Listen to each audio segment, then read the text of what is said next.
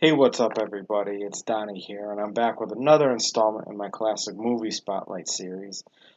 Today, I'm really going to be talking about a classic. It's I think the oldest film or TV show that I've talked about so far on this channel. It's from 1947, and it's called The Ghost of Mrs. Muir. It is a romantic drama based off the novel of the same name. It was directed by Joseph Mankiewicz, who's a part of the legendary Mankiewicz family of Hollywood. Um, and it's a very interesting film. It was a film that I was kind of surprised that I enjoyed so much because, romantic dramas really aren't my cup of tea, but I try to have the eclectic taste and try to expand my horizons, so to speak, and uh, seek out new and different things. And I saw this movie years ago on Turner Classic Movies and really enjoyed it. And then I found a DVD of it at a flea market one time when I bought it, and I just always enjoyed it. And it's kind of the film. It's a fairly well known, not but it's not really considered one of those like all time classics like up there with like Godfather and Casablanca and whatnot. But so I try to like find, maybe some more obscure type films for this channel and, give them some publicity, I guess, whatever you want to call it. So talk a little about this film.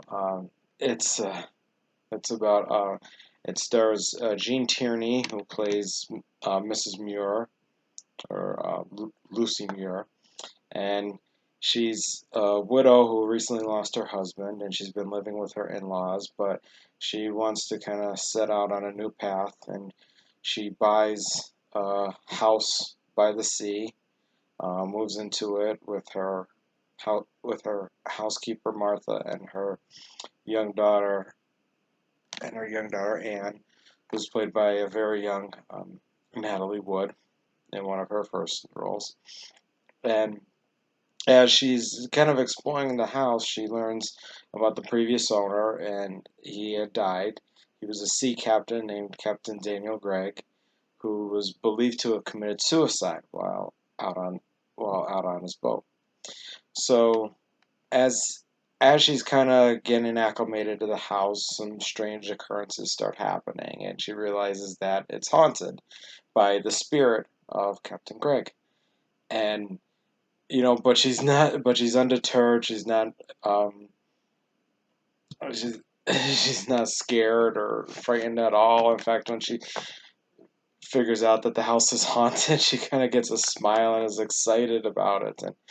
And and she meets Captain Gregg, and he he's a little defensive, and he doesn't want anyone living in this house. His original intention was to have it turned into a home for old and retired seamen, but he didn't put anything in his will about that. So you know, such is life or death, if you want to call it. So she's kind of defensive, and she says, and she's not gonna leave, and he goes to respect her, and he says, okay, I'm not gonna try to force you out. And the captain himself, he's played by Rex Harrison, who you may know from My Fair Lady and the original Doctor Dolittle, and plays a very interesting part. And they, so over the course, their relationship kind of grows. Um, and she and he eventually makes a proposal to her that he wants her to write a book. He's going to dictate the book. It's going to be all about his experiences and his adventures out on the sea, and and she hoping that she could write it, it gets published, and hopefully be a big success.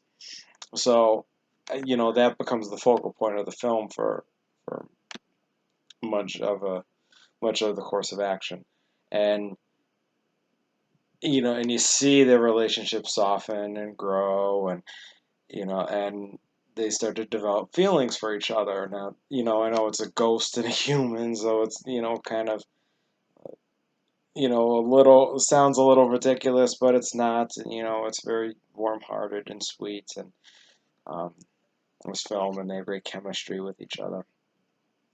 So as she writes the book, it becomes a success. She goes to a publisher, and she winds up meeting uh, another writer who specializes in children's books. His name is Miles Fairley, and they start to develop feelings, and and Captain Greg, comes to comes to a crossroads as he realizes, he has to let her be happy. And I'm not going to get into what happens at in the final act of the film, and I'd like you to be able to watch it for yourself, But I just highly recommend this film. It was, it's it is a romantic drama, but there's kind of a little something for everyone. There's kind of like a little meshing of different genres. There's some comedic moments where there's part about the language uh, that he uses. The whole stereotype about oh, you talk like a sailor and the language they use, and she does. You don't know what word it is that he wants her to put in the book, um, but you can assume it's not a it's a pretty colorful word. There's some other like comedic moments with uh, his kind of hauntings, if you call them, and there's one where his her in-laws come to visit her, and he kind of forces them out, and he literally like are shoving them out, and they're freaking out because they're being pushed by an unseen force. And there's also one where he makes a car start to roll down a hill, and just little funny moments like that. It's not really a comedy at all, but some nice light moments with that. There's some creepy moments. It's not really a horror movie, but some dark kind of creepy moments, especially before they start meeting and talking. Like there's a scene where he's like he appear while she's laying down and sleeping. He's kind of like watching over her, and it's just kind of creepy and eerie, and it's kind of shot, dark. The whole movie's in black and white, and it's shot very well. It actually earned an Oscar nomination for its cinematography, and I think that was the only nomination it had. And um, but overall, it's just a very sweet, very nice film, and you know, and I just really enjoyed it. It's one of my favorite, old classic films, and later went on. It was adapted into a TV show which was a comedy, also called The Ghost of Mrs. Muir, and it aired in the late '60s, and it was only out for about two seasons, but um, so it did have a kind of lasting legacy with that and other things, but. But that's it. I recommend this film if you're looking for an old time Hollywood classic. You know, check it out. And has anyone ever seen it? Let me know what you think of it. And as always, I'm looking for future topics and um, movies and TV shows you'd like to see me talk about in the videos. Just let me know in the comments. Give me a like, subscribe. It always appreciated. The works. And until next time, take it easy.